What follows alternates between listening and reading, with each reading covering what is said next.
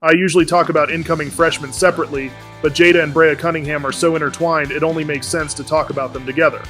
There are a lot of parallels between them and Olivia Miles and Citron, two underranked recruits whose games complement each other perfectly. And Jada and Breya are going to a team that has a coach that believes in them and has no problem building a team around freshmen. Another way they are similar is that one player is more aggressive while the other is more reserved. Jada Williams committing to Arizona was the best thing that she ever could have done. Adia Barnes is the Kyle Shanahan of college coaches. Whatever your skill set is, she will maximize it. Jada is also in an environment where the coach is okay with her making mistakes and is willing to let her and Breya grow. I could very easily see Adia Barnes use Jada Williams in a similar way she used Ari McDonald. Jada has a strong personality which not every coach can deal with. I trust Adia Barnes a lot more with Jada than I do with Corey Close. That Arizona has the biggest crowds in the Pac-12, which is perfect for Jada. She thrives when the lights shine brightest and will help propel Arizona in ways we haven't seen before. Jada is a very capable scorer. As soon as she crosses half court, she is a scoring threat. She is able to make threes, whether that be in catch-and-shoot situations or off the dribble. She has a good mid-range pull-up and is good at driving to the basket. Her off-ball movement is also very good. If the defense is not paying attention, she will punish them. Jada has proven to show the skills of a true point guard. Her ability to find teammates not named Breya makes her unpredictable, because most of the time that's who the defense thinks she will pass to. But what I think really makes Jada Williams good is her mindset. Whether it's true or not, she believes she's better than anyone else on the court. She will attack anyone no matter if they are bigger or stronger. She also has a high motor and makes hustle plays. She does the little things that aren't always on the stat sheet. She'll take charges, dive for loose balls, and is disruptive on defense. She might be short, but she will make you work for every shot. Unfortunately, her height makes it so people can score on her anyway, but they have to waste a lot of energy to do it. Where my concerns lie is her inefficiency. There are times where she is off or she is heavily covered and will shoot it anyway. Even her new coach said she tends to over-dribble or force things that aren't there. There are times I wonder what in the world she was thinking. Her personality makes her what she is, but there are drawbacks. Don't be surprised when she leads all freshmen in technical fouls. I'm sure someone will say she will grow out of it. All I have to say is go back and watch Caitlin Clark in high school. I would personally rank Jada higher, but I can't get too mad at her ranking being number 21. Her size is concerning and this class is full of stacked guards. But Breya being ranked number 14 is just silliness.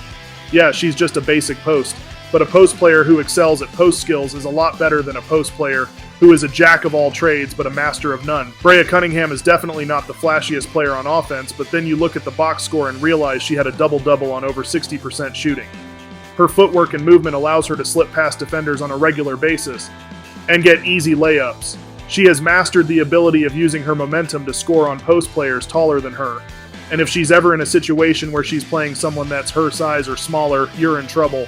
Given her build and the fact she's 6'4", there's not going to be very many people that can stop her.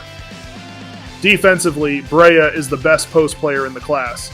She blocks shots at a high rate, and when she's not blocking a shot, she's altering the shot pattern. And she's not one of those post players where she's just good at defending small guards. Post players have a hard time scoring on her too. It's not often you see Breya get cooked, but she will do the cooking. She is very good at keeping her hands straight up, which will be critical in terms of her staying out of foul trouble. Her height combined with her strength and fundamentals makes her a menace on the defensive end. Breya doesn't have a jump shot, which limits her offensively in some games. Considering Breya's size, there's not many players who can actually punish this, but it still happens occasionally. This is something she definitely needs to work on. With a solid mid-range, she would be one of the hardest players to defend in college basketball. My biggest concern is her stamina. Having a jump shot is cool, but I'd much rather have a post player who is dominant inside and can play defense than one who stands outside taking jumpers. But she has to improve her stamina. There are times where she commits a lazy foul because of this. Her free throw form also seems to break down, which hurts her percentage. She's going to be playing many more minutes than before, and she is more valuable on the court than on the bench. I went over Jada and Breya individually, but when they are together is when the magic happens. I'm sure they are aware of this because it was clear they were trying to make sure they went to the same school. The years they spent playing together will allow them to instantly translate to the next level. Watching them play on the court at the same time is a sight to see. Their pick and roll is very hard to stop because of Breya's size and Jada's ability to score on all three levels. They seem to always know where the other one is. Jada is a much better player when Breya is on the court with her. When people try to cheat and stop Jada from passing to her, it leaves Jada open for shots. On defense, when someone slips past Jada, Breya is there to clean it up. I think their chemistry will make them the best freshman duo in basketball. There are better players than them individually, but together they will be a well-oiled machine. I think it will be reminiscent of Jokic and Murray. I don't expect Breya to get multiple MVPs or anything, but I do expect them to be a dominant guard and post duo.